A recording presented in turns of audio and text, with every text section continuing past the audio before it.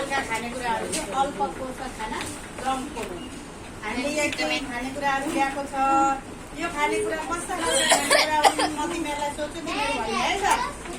यो हेर त यो के हो? भटमास हो। यो हाम्रो लागि चाहिँ हाम्रो पूर्ति गर्छ। यो प्रोटिन धेरै पाइने कुरा। यो के हो?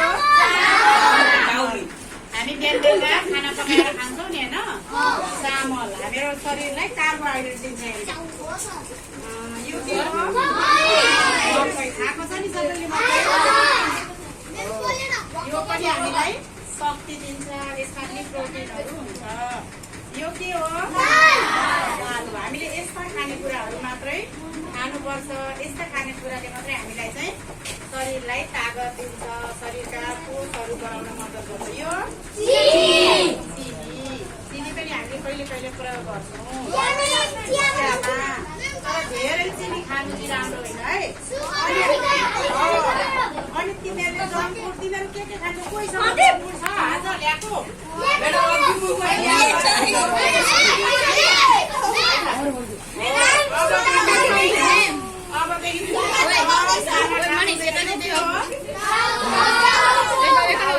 चाउचाउमा चाहिँ हाम्रो अल्प पोषक खानामा पर्छ यो।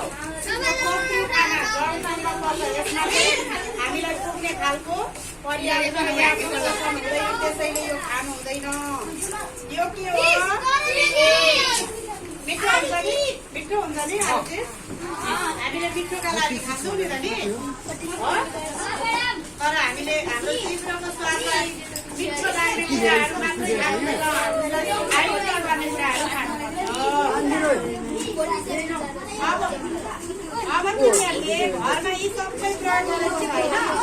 अब हामीले पोषण नभएका खानेकुराहरू यस्ता जङ्क फुडहरू चाहिँ खानु हुँदैन।